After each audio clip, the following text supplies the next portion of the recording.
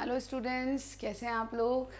सब बढ़िया हैं, अच्छे से हैं। तो हमारा जो सेशन चल रहा है प्रैक्टिस क्वेश्चंस का, उसको आगे बढ़ाते हैं।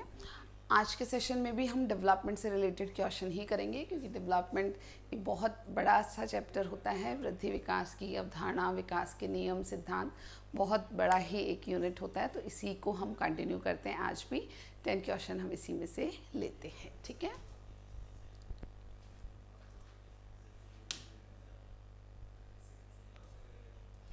पहला प्रश्न है हमारे सामने, किशोरावस्था में विकास बाल्यावस्था के मुकाबले इसके विपरीत होता है। तो प्रश्न क्या कह रहे हैं कि किशोरावस्था का जो विकास है वो बाल्यावस्था के मुकाबले, यानी बाल्यावस्था में जिस प्रकार से यह होता है उसके बिल्कुल विपरीत होता है।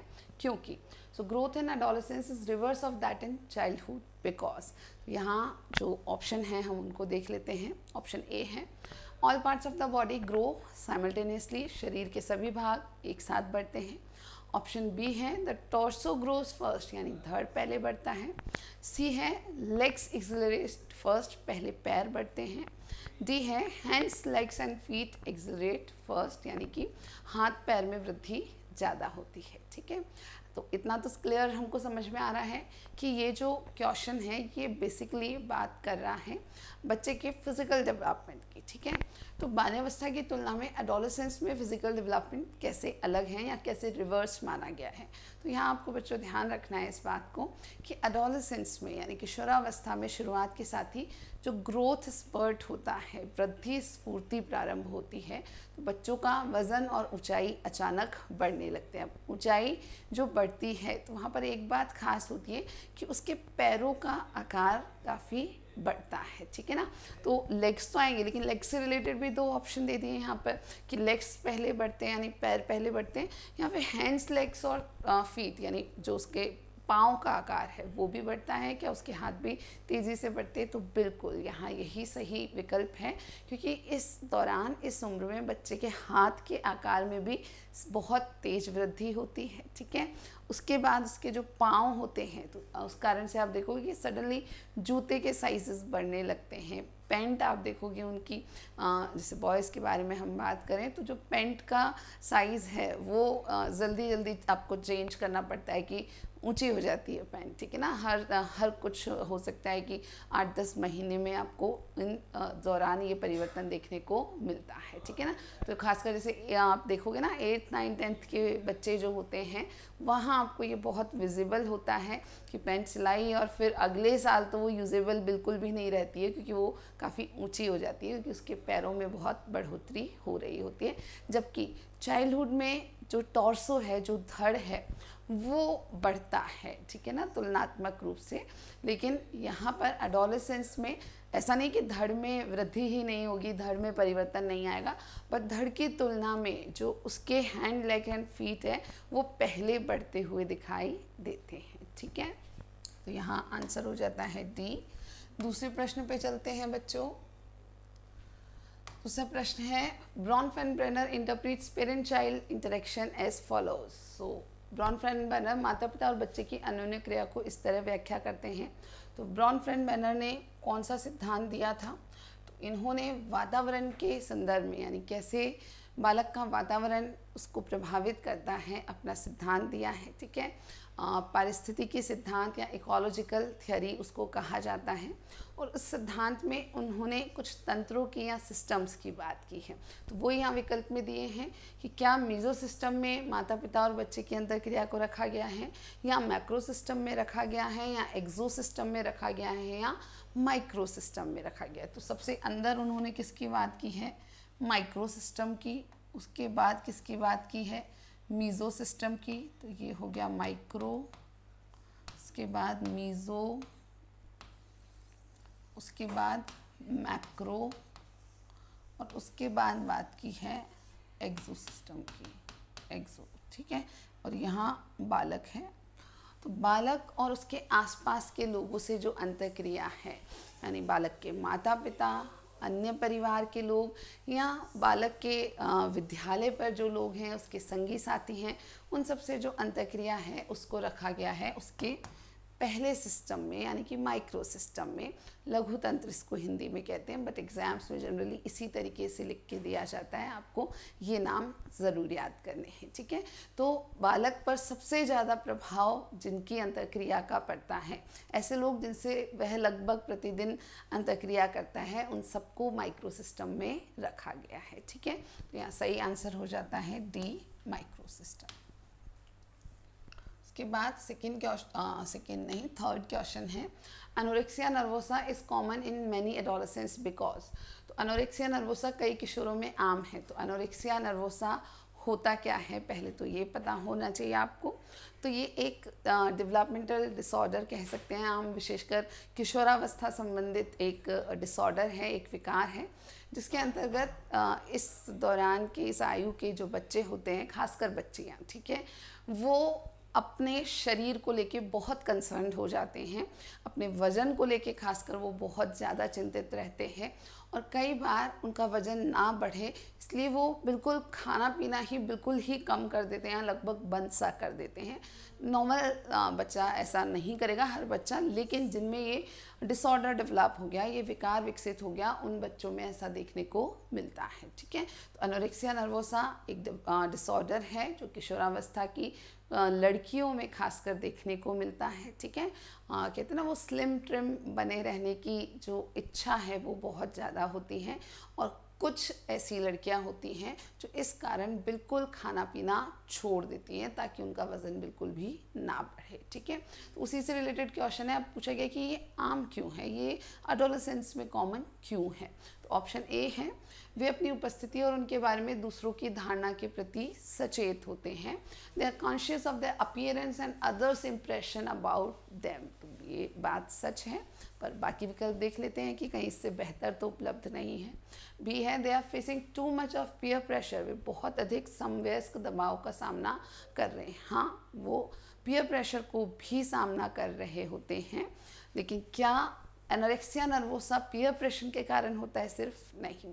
तीसरा है, they are nervous most of the time. वे अधिकतर समय घबराते रहते हैं या घबराते हैं, तो इसका डायरेक्ट कनेक्शन कोई एनोरेक्सिया नर्वोसा से नहीं है। फिर है, they are very obedient and god fearing. वे बहुत ज़्यादा आज्ञाकारी और ईश्वर से डरने वाले होते हैं। ऐसा होता है क्या? नहीं, ये कोई कॉमन कैरेक्टरिस्टिक नहीं है एडोलेसेंस की, ठीक है। तो यहाँ सबसे उपयुक्त जो आंसर है, ऑल्दो पीयर प्रेशर का भी एक बड़ा प्रभाव होता है इन बच्चों पर, लेकिन हम जब बात करें एनोरेक्सिया नर्वोसा की, तो वो अपनी ओवरऑल अपीयरेंस को, अपनी प्रेजेंटेशन को, अपनी उपस्थिति को लेकर चिंतित रहते हैं। खासकर दूसरे लोग जो भी हैं, सिर्फ पीयर्स ही नहीं, आसपास के जितने भी दूसरे लोग हैं वो उनके प्रति कैसी धारणा रखते हैं, इसका वो उन पर बड़ा प्रभाव पड़ता है। इस बारे में वो बहुत ही ज़्यादा चिंतित या सचेत रहते हैं। यहाँ पर आंसर होता है ए, कि वे अपनी उपस्थिति और उनके बारे में दूसरे की धारणा के प्रति काफ़ी ज़्यादा सचेत रहते हैं।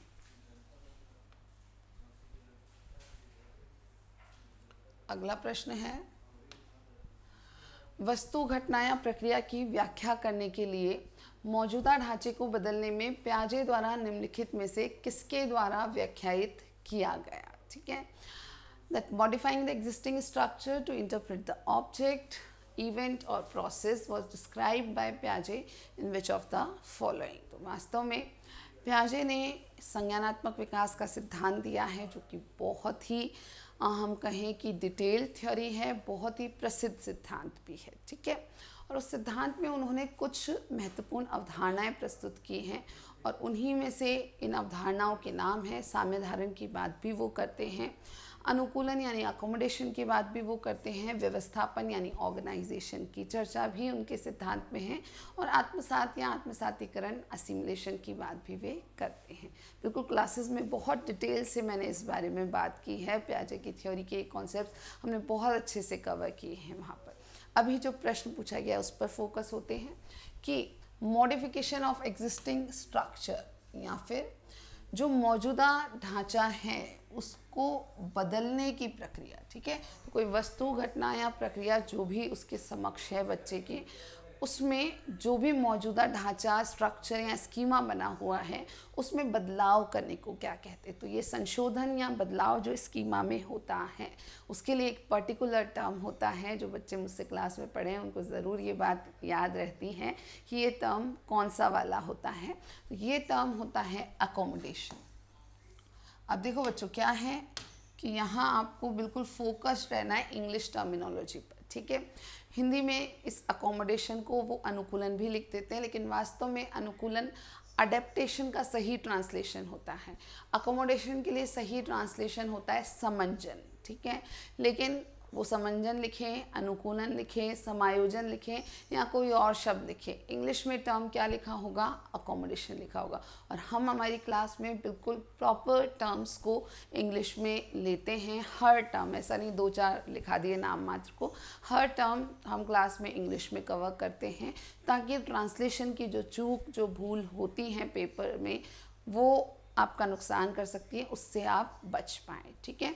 तो राइट आंसर यहाँ पर आता है हमारा अनुकूलन यानी अकोमोडेशन। तो स्कीमा में संशोधन या बदलाव जो है उसे हम अकोमोडेशन के नाम से जानते हैं। अगला प्रश्न है, पियाजे का सिद्धांत दूसरों से किस मामले में अलग है। In what respect is Piaget's theory different from others. तो पियाजे का सिद्धांत दूसरों से कैसे अलग है। ऑप्शन ए है, यह सभी शिक्षार्थियों से संबंधित है। It is related to all the learners. क्या इस मामले में अलग है, देखते हैं। ऑप्शन बी है, यह जानकारी या विशिष्ट व्यवहार सीखने पर ध्यान देता है। फोकसेस ऑन लर्निंग इंफॉर्मेशन और स्पेसिफिक बिहेवियर।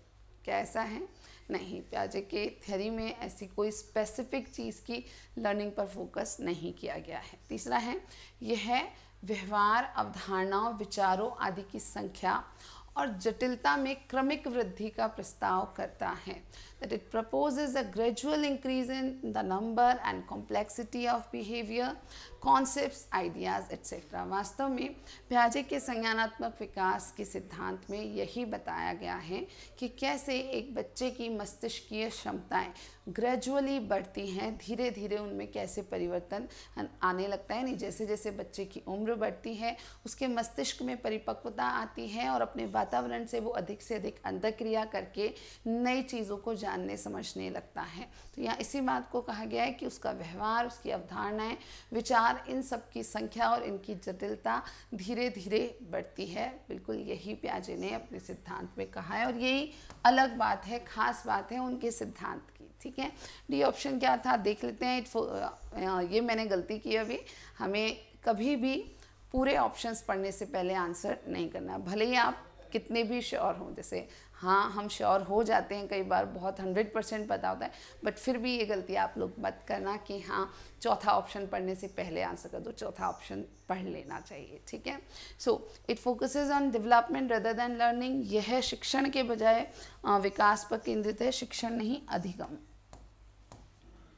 यहाँ आपको अधिगम याद रखना है कि ये शिक्षण गलत ट्रांसलेशन हो गया है, शिक्षण के बजाय नहीं, यह अधिगम के बजाय विकास पर केंद्रित है। वास्तव में पियाजे का सिद्धांत विकास की व्याख्या तो कर ही रहा है, लेकिन बराबर में वो अधिगम को भी एक्सप्लेन कर पा रहे हैं ना। जब वो कह रहे हैं कि बच्चा वातावरण से अंतर्क्रिया कर रहा है तब उसकी मस्तिष्क की क्षमताएं बढ़ रही हैं, तो वहाँ पर वो लर्निंग को भी इंक्लूड कर रहे हैं अपने थ्योरी में। तो यहाँ सबसे उचित आंसर हमारे पास सी ही है कि ये सिद्धांत कैसे दूसरों से अलग है, क्योंकि इस सिद्धांत में बताया गया है कि बच्चे की समझ, उसका व्यवहार, उसकी अवधारणाएं, उसके विचार कैसे धीरे धीरे बढ़ते हैं, ठीक है। प्रश्न संख्या नहीं आज हमारे पास, कोई बात नहीं। अगला प्रश्न है, किसकी शिक्षण में सामाजिक संवाद में ज़्यादा रुचि थी। Who was more interested in social dialogue in teaching. तो सोशल डायलॉग की बात किसने की है टीचिंग के अंतर्गत, यानी कि शिक्षण के संदर्भ में। तो 4 लोग के नाम हैं यहाँ, एक है पियाजे, एक है चॉम्स्की, एक है गार्डनर और एक है वैगोत्स्की। तो आपको ध्यान रखना है कि लेव वैगोत्स्की जिन्होंने की सोशियो कल्चरल थियोरी दी, यानी सामाजिक सांस्कृतिक सिद्धांत दिया, किसका, संज्ञानात्मक विकास का, उन्होंने ही वास्तव में शिक्षण के संदर्भ में सोशल डायलॉग की यानी सामाजिक संवाद की चर्चा की थी। तो यहाँ सही आंसर हो जाता है वाइगोत्स्की। प्रश्न अगला है कि निम्नलिखित में से कौन प्रस्तावित करता है कि बच्चे अपनी स्मृति में सूचना और ज्ञान को 3 अलग अलग लेकिन परस्पर संबंधित विधियों जैसे क्रिया आधारित, छवि आधारित और भाषा या प्रतीक आधारित में प्रस्तुत करते हैं।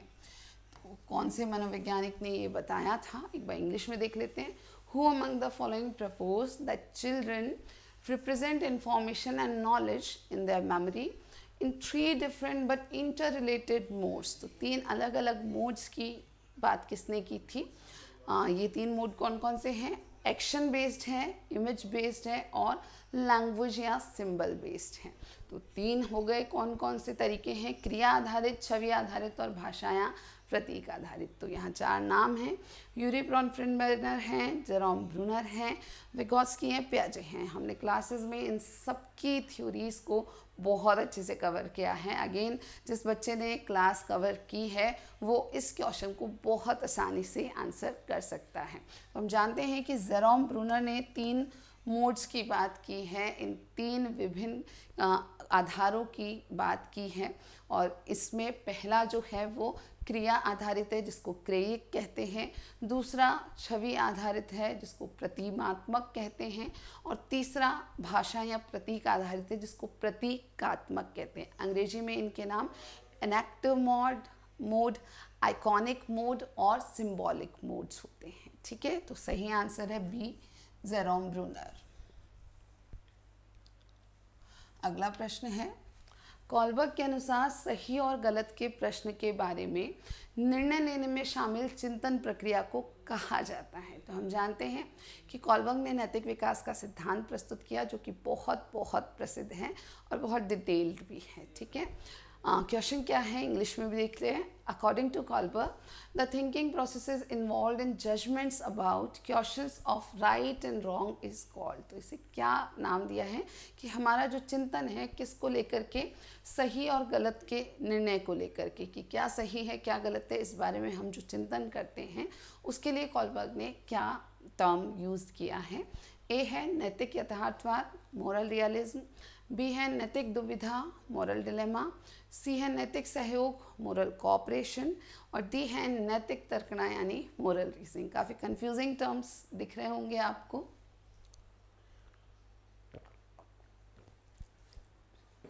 तो बच्चों यहाँ आपको याद रखना है कि इनमें से कॉलबर्ग ने इस चिंतन को क्या कहा, उन्होंने इसे कहा मोरल रीजनिंग या नैतिक तर्कना। तो हम जब किसी संदर्भ में सही और गलत का विचार करते हैं कि नहीं इस परिस्थिति में मुझे क्या करना चाहिए, ये उचित है या नहीं है, तो इस चिंतन प्रक्रिया को उन्होंने मोरल रीजनिंग का नाम दिया है। और वास्तव में कॉलबर्ग का सिद्धांत भी नैतिक तर्कना का सिद्धांत कहलाता है, थियोरी ऑफ मोरल रीजनिंग ही कहलाता है।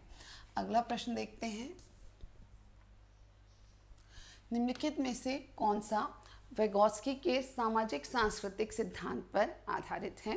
तो वाइगोत्स्की के सिद्धांत को हमने देखा था, अभी मैंने बताया था आपको कि वो सामाजिक सांस्कृतिक सिद्धांत कहलाता है, तो यहाँ नाम आ गया है। तो नीचे 4 विकल्प हैं, इनमें से कौन सा वाइगोत्स्की के सोशियो कल्चरल थ्योरी पर बेस्ड है। ठीक है, पहला है कार्यक्रमित अधिगम यानी प्रोग्राम लर्निंग, दूसरा है पारस्परिक शिक्षण यानी रेसिप्रोकल टीचिंग, तीसरा है सहयोगात्मक अधिगम यानी कोऑपरेटिव लर्निंग, चौथा है सहयोगात्मक शिक्षण यानी कोऑपरेटिव टीचिंग। तो यहाँ आपको ध्यान रखना है कि इन्होंने यानी कि वाइगोत्स्की ने इंटरेक्शन को बहुत फोकस में रखा था, अंतरक्रिया को बहुत फोकस में रखा था। पिछला जो इनका क्वेश्चन था वाइगोत्स्की वाला, वहाँ हमने चर्चा की सोशल डायलॉग की, यानी सामाजिक जो संवाद है उसको उन्होंने महत्व दिया और उसी सामाजिक संवाद के आधार पर शिक्षण का जो प्रकार उन्होंने बताया वो कौन सा था, पारस्परिक शिक्षण यानी कि रेसिप्रोकल टीचिंग। तो जो सही आंसर है यहाँ पर वो है रेसिप्रोकल टीचिंग। अगला प्रश्न है, संज्ञानात्मक विकास एक प्रक्रिया है जो जैविक परिपक्वता और पर्यावरण के साथ साक्षात्कार से होती है। यह सिद्धांत किसने प्रतिपादित किया था? संज्ञानात्मक विकास बिल्कुल वही प्रक्रिया है जो जैविक परिपक्वता और पर्यावरण दोनों के एक आपसी अंतरक्रिया के फलस्वरूप होती है। तो ये सिद्धांत किसने प्रतिपादित किया था? 4 नाम हैं हमारे पास। ए गैसल, बी ब्रॉनफ्रेंडब्रेनर, सी बीएफ स्किनर और डी जीन पियाजे। तो हम अगर बात करते हैं गैसल की, तो गैसल ने कार्य किया है परिपक्वता पर। तो इनका सिद्धांत क्या कहलाता है? परिपक्वता सिद्धांत, मैचुरेशनल थ्योरी, जहां उन्होंने परिपक्वता को महत्व देते हुए शारीरिक विकास की व्याख्या की है। दूसरा है ब्रॉनफ्रेंडब्रेनर का। तो जैसा मैंने आपको बताया कि इनका सिद्धांत कहता है पारिस्थितिकी सिद्धांत,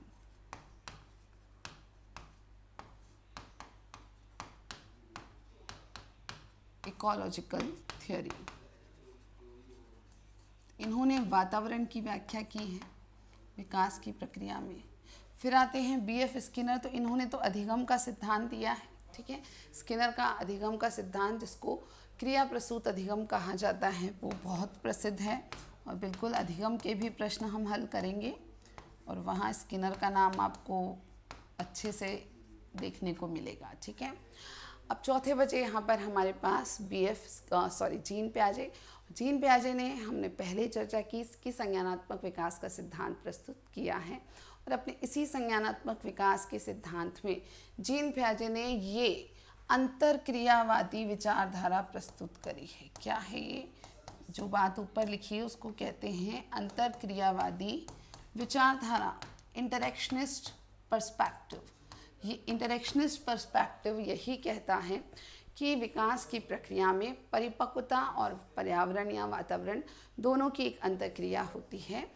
खासकर संज्ञानात्मक विकास के संदर्भ में जीन पियाजे का कहना है कि बच्चे के मस्तिष्क में धीरे धीरे परिपक्वता आती है, यानी आंतरिक परिवर्तन आते हैं और साथ के साथ वो वातावरण में अंतर्क्रिया करता रहता है, वातावरण से साक्षात्कार उसका होता रहता है और ये दोनों चीज़ मिलके, यानी मस्तिष्क की परिपक्वता और वातावरण से अंतर्क्रिया, दोनों चीज़ मिलकर के बच्चे के संज्ञानात्मक विकास को संभव कर पाती हैं, ठीक है।